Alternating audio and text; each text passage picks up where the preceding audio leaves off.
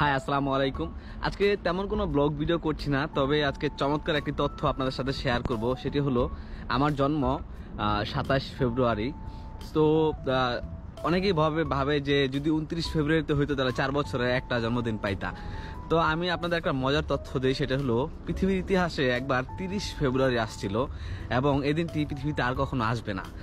এটা ঘটনাটা হলো সুইডেনে 1700 সালে, যখন তারা আধুনিক ক্যালেন্ডার আসতে চায়।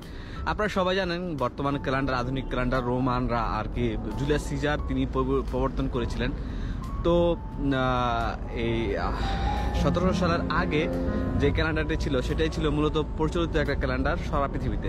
তো 1700 সালের পরে যখন সুইডেন তারা আধুনিক ক্যালেন্ডার আসতে চায়, তখন তারা লিপ ইয়ার পালন করে। আরেকটি কথা, আগে কিন্তু মার্চে শুরু হইতো বছর, ফেব্রুয়ারিতে শেষ হইতো, ঠিক আছে?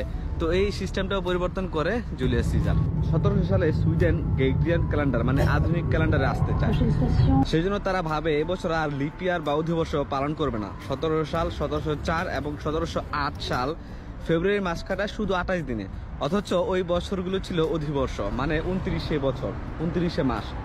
এরপর শুরু হয়ে গেল যুদ্ধ। দেখা গেল জরুরি কাজের চাপে ক্যালেন্ডারের কথা সবাই ভুলেই গেছে। কয়েক বছর পর সম্রাট দ্বাদশ চার্লস বুঝতে পারলেন ঝামেলাটা।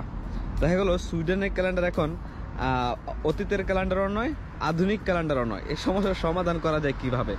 সব পরিবর্তন বাতিল করে সম্রাট। দিনের সামঞ্জস্য দেখা গেল সব মিলছে, শুধু একটা দিন মিলছে না, 1700 সালের অধিবর্ষের দিনটি।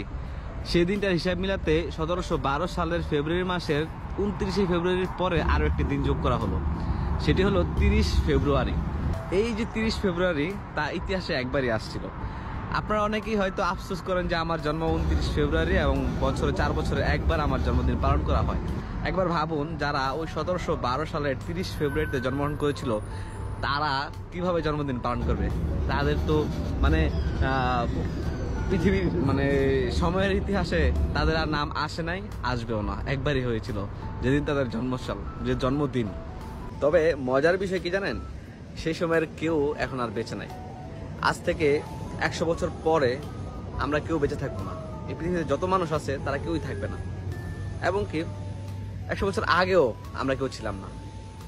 চমৎকার না ব্যাপারটা? সুতরাং ভালো কিছুর মধ্যে থাকুন, এতটুকুই বলা।